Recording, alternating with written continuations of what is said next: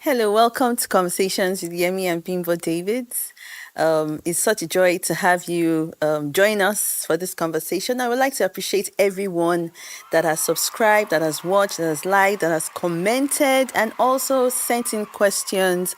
We hope we've been impactful, insightful to you all these months and seasons of conversations. Welcome, welcome, welcome.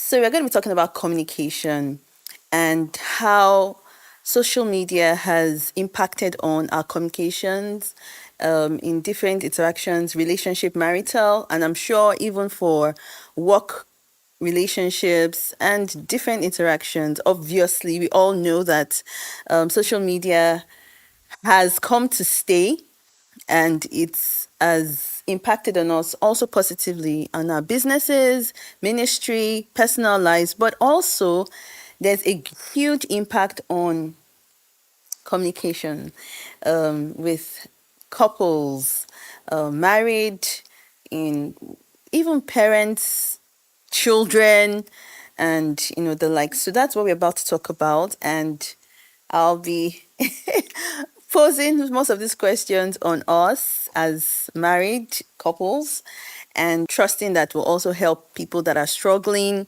with social media and how it's impacted on Yeah, relationships. yeah. Communication, as Bimbo just said, now communication is the lifeblood of any relationship.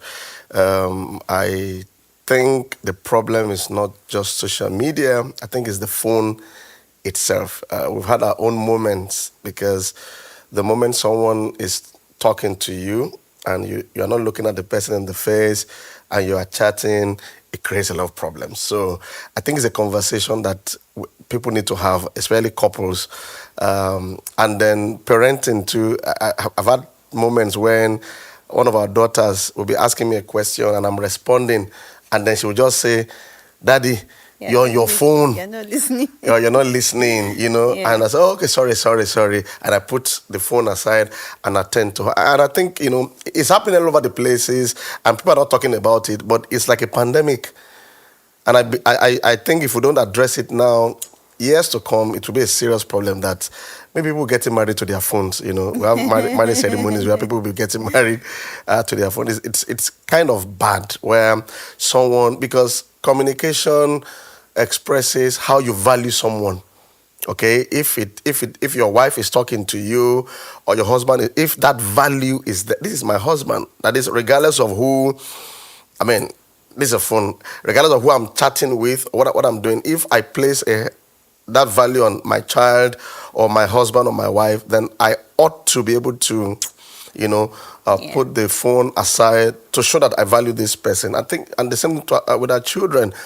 Well, nobody prepared for this. We always behave like we've not seen pictures before, especially with the advent of Twitter, Instagram, especially, so we are hooked, whether we like it or not. And the earlier we are kind of aware of that, the more we can take, some very important steps to help recover. I think where we are now is more of recovery because it has affected or is affecting relationships. I've had, of course, people come for counseling, and you would think it's just about certain areas, but now this is coming in on the chat box. The things we talk about. Please, Pastor, help me talk to him, or talk to her, to spend little time little time on the phone. I don't know. I think the first thing is, like you said, like Pastor said, like my husband just said, is about awareness. Some of us are not aware about how much it has affected our lives. And I think it started from the post or the pandemic era and then post-pandemic era.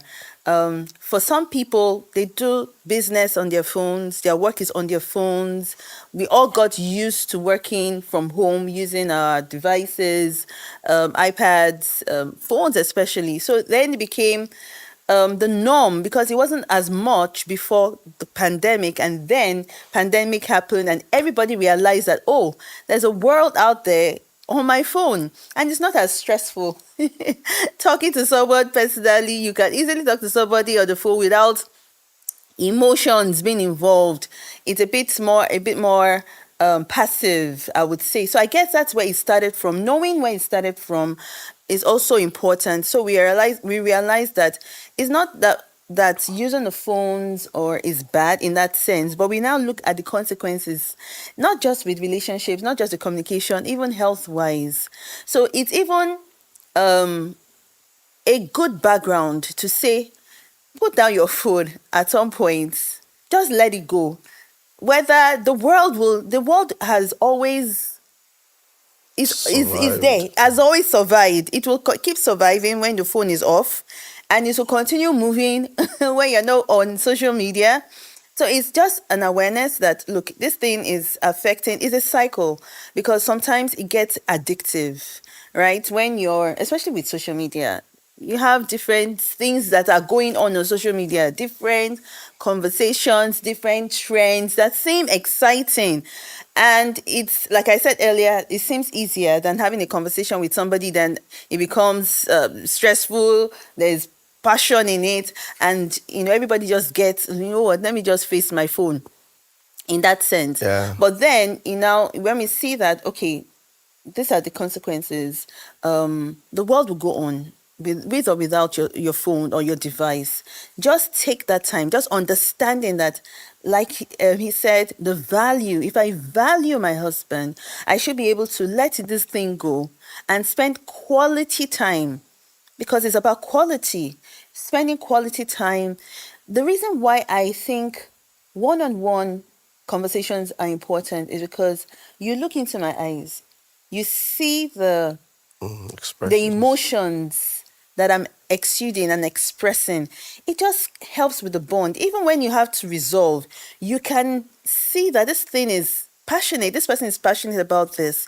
So it's just a decision to put down this device for a while and invest quality time with The person. the person You're in talking. your life. Yeah.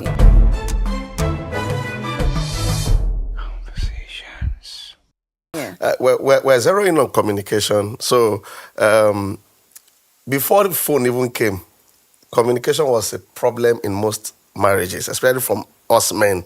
We don't really know how to communicate well, Unfortunately, phone also now showed up. It became like an escape route. But there are three things I want to, like, when it comes to communicating with people. If there's any area I think there's a deficiency, is listening. So the moment I am talking to you and you are still on your phone, I can't really be persuaded that you are really listening to me. And when you're not listening to me, I feel you don't value me. You understand? You don't value me and that itself begins to hinder the one-on-one communication. So it's a funny cycle. I'm talking to you, you're on your phone, it could be a staff, it could be a colleague, and you're not really attending to me. I don't feel as important to you. When you are now ready for communications, the person might not even be available anymore. So it helps us to listen. Like our daughter said, you're not listening. And I think that is right, because you won't be able to grasp what the person is actually telling you. You might assume that I've heard. You have not heard. You've not heard. You didn't really hear, because communication is more than words. So we hear that, well, we know that communication has more than 50% body language. So that body language itself is communicating something, that you are talking to your husband or to your wife, and then he or she is chatting and not even, just it comes, excuse me, it comes across to you as, oh, I'm not important to you, or Yeah. you're not really listening. So we look at it from the perspective of listening, from the perspective of value. Value. Oh, my daughter needs this moment. Now, if you have to excuse the person to complete a chat is still better, Hmm. or complete a phone call is still better.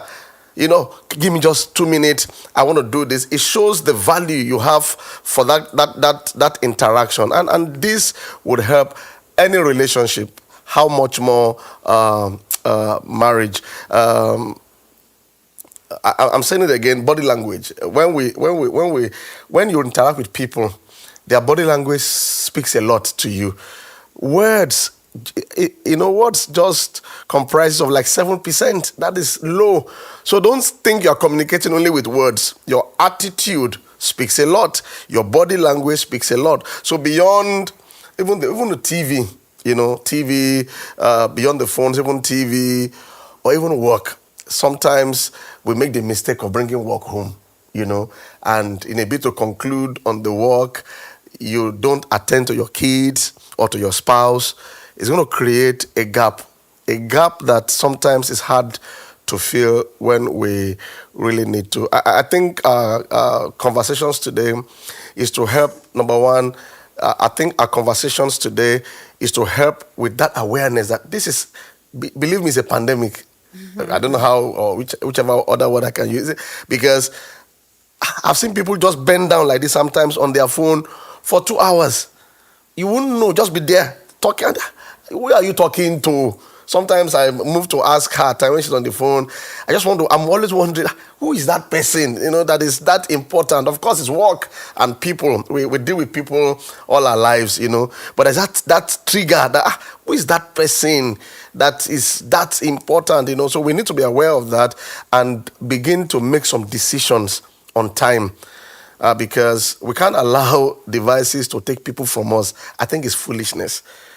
I think it's foolishness that you allow a device that you can do without, that you can do with later, to take some very precious relationships from us, especially when it comes to the marital setting, husband, wife, or children. I think that Yeah, so helps. I've spoken and counseled a few people that I've had these conversations with, and we see situations where people would rather chat or deal with someone on their phone or through their phone than have a conversation because of the conflict that it triggers. Okay. So you find a situation where people are saying, "Ah, there's peace in my home, we don't fight, we don't think," and because there's a replacement, something has replaced that One one-on-one on one. conversation. So you find situations where even for spouses, they rather send messages to themselves with their phones than have a talk because of the conflict it generates. So I think it's also important that while we are talking about this, we also use this opportunity to tell couples, especially, that conversations may lead to more conflict than you would have maybe sending a chat or a message with to your spouse on your phone, but it's something that we must develop an art of. We must ensure that we understand how, like, my husband said earlier about the art of listening.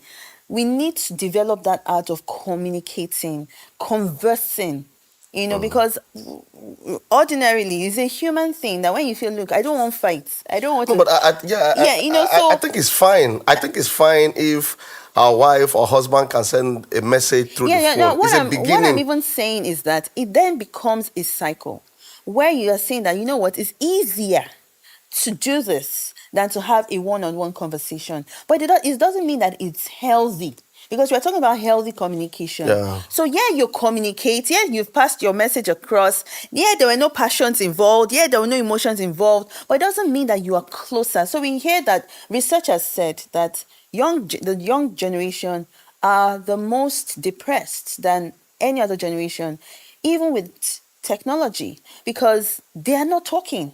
I don't know if you saw that video that went around recently about a young boy that saved his colleagues, his fellow students in a bus, not in Nigeria, outside, I think America, because the bus driver had an emergency while he was driving, and the boy saved him. saved the bus, put the bus to stop, and told his friends to call 911. And when they searched, he was the only one without a device. Every Was other attending child to, was who had a focused device did not even know that something that was. something was going on. And then they asked the parents, and parents said, yeah, they're not surprised because he doesn't have a phone.